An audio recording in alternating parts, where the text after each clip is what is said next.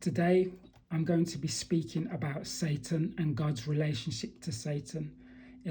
Better you have your Bibles with you, Hebrew Bible, the Old Testament, so that you can check this for yourself rather than going by my word only. And we're going to start off in Numbers chapter 22.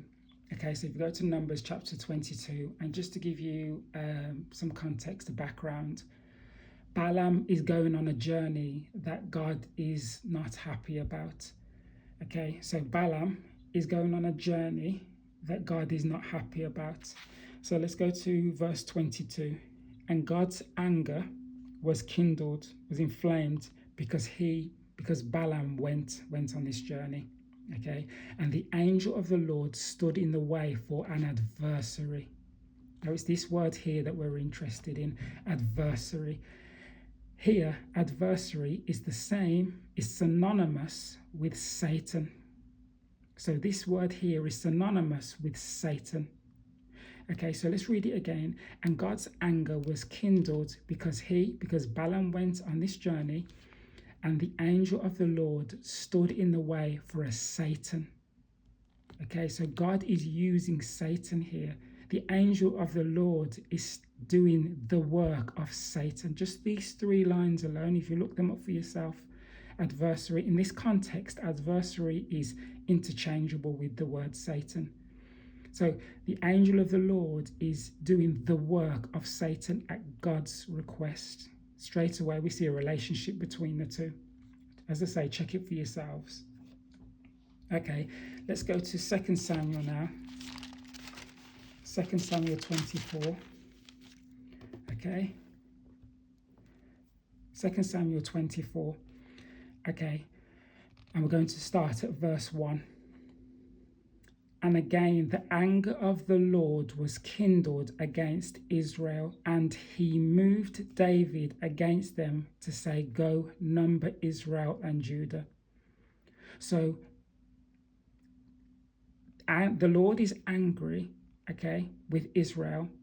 And the Lord, read it for yourselves. So the Lord moved David against them, against Israel, and said, go number Israel and Judah. Go and number them.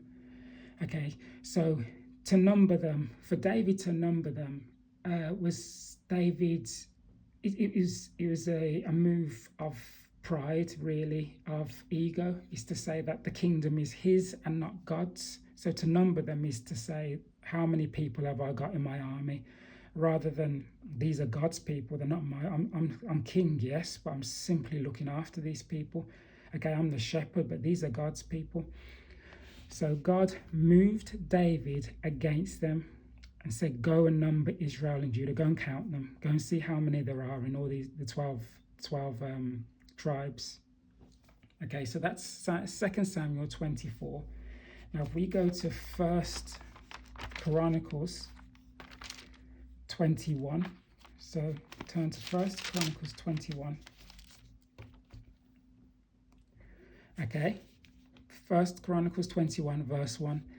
And Satan stood up against Israel and provoked David to number Israel.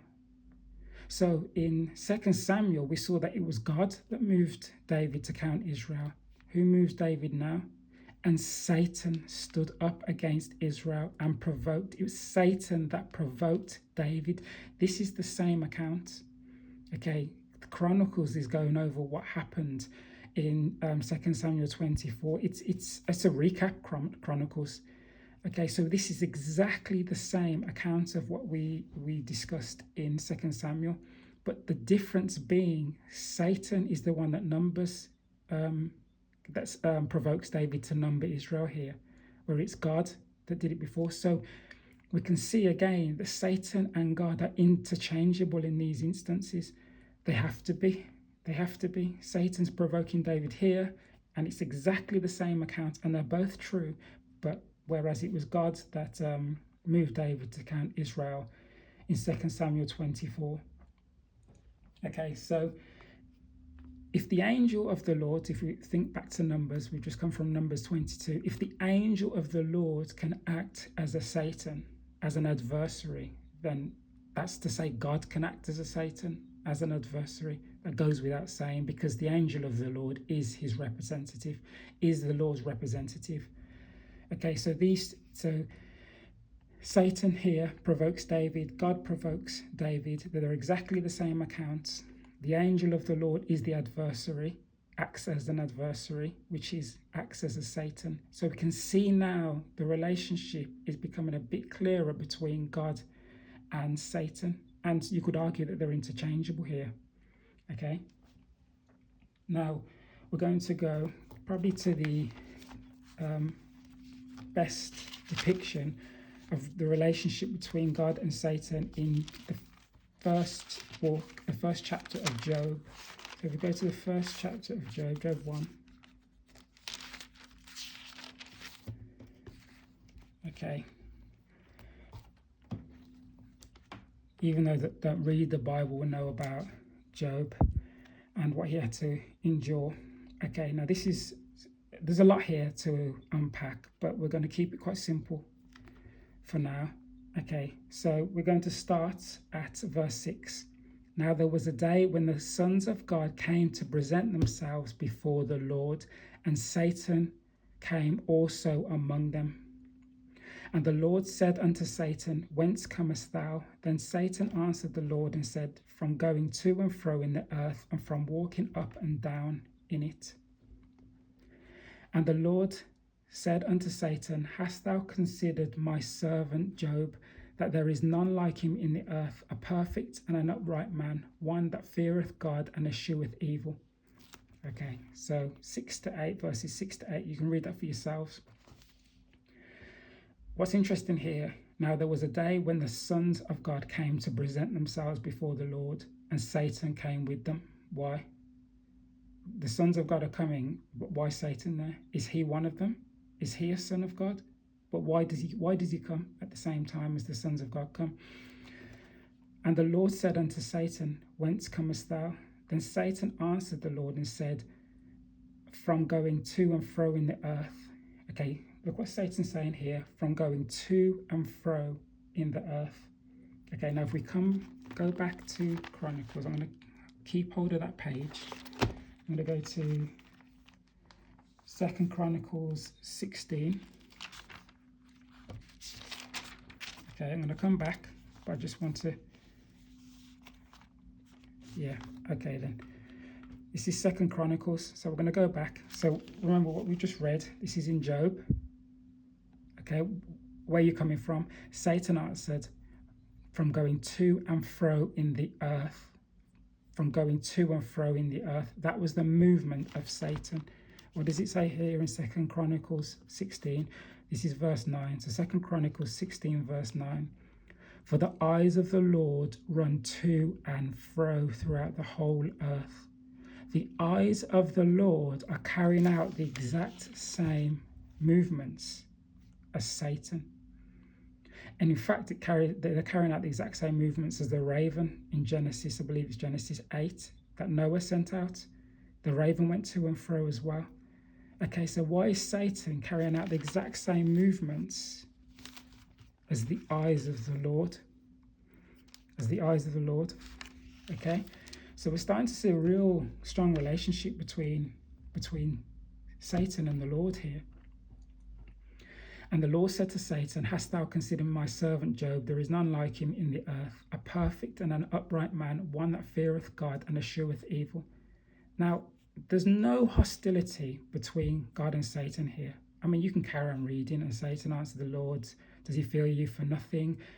It's the civil conversation. There's absolutely no animosity between God and Satan here.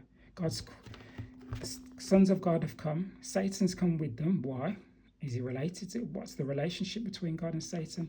Where have you been? Now, God didn't need to ask where he's been. Okay, God is all-seeing. He's ubiquitous. He's omnipresent, omnipotent. Okay, he doesn't need to ask that. Why does he ask it? Well, for our sake, for the reader. Okay, and he asks it because he's showing you something here. He's showing you the movements of Satan going to and fro in the earth, which is the same movements as the eyes of the Lord, as I've just shown you in 2 Chronicles. And this is a civil relationship. There is no animosity here between the two. Okay, and then we know what happens to Job, but what the Lord allows Satan to do to Job's life. Okay, so let's finish on Zechariah. I'm going to go to Zechariah 3.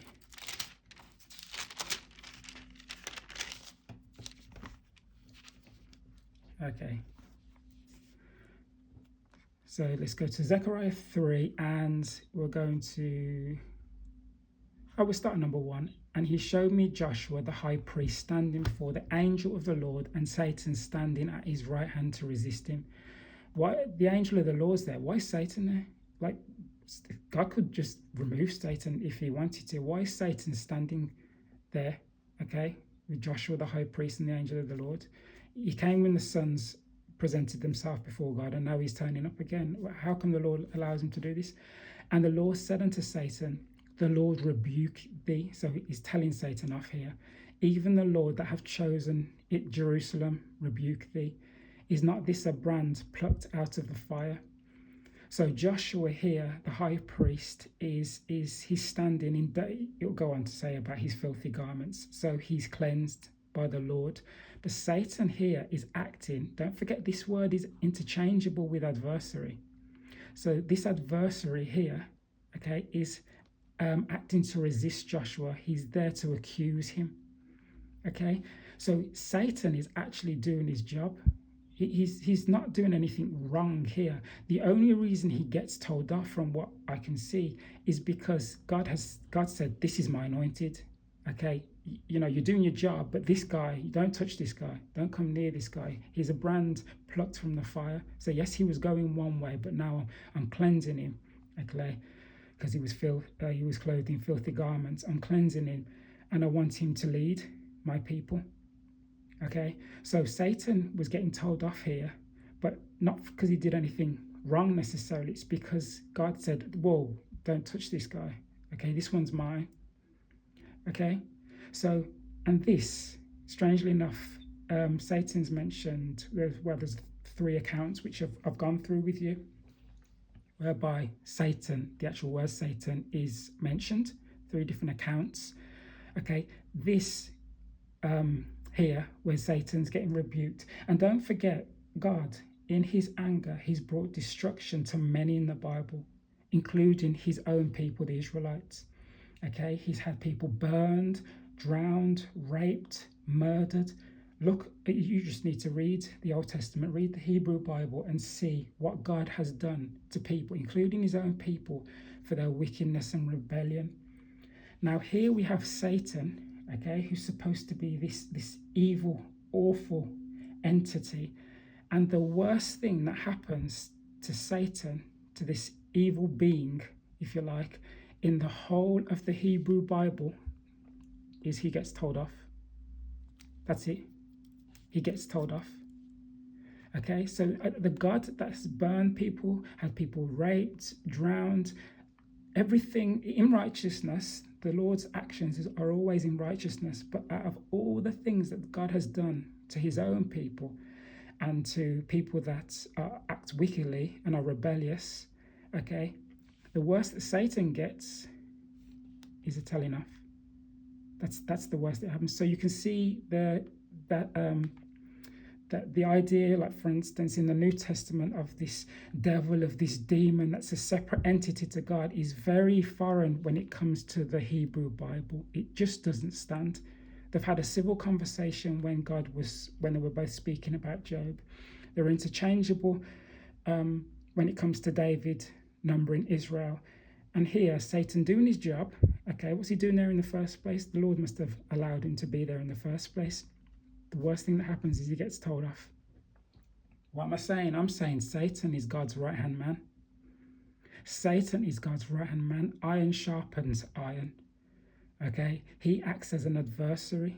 So when you see, for instance, Christians rebuking in the devil or rebuking Satan in churches, they get it from here, by the way, Zechariah 3:2. It's nonsense. How are you going to rebuke Satan when God sends him? How are you going to rebuke him?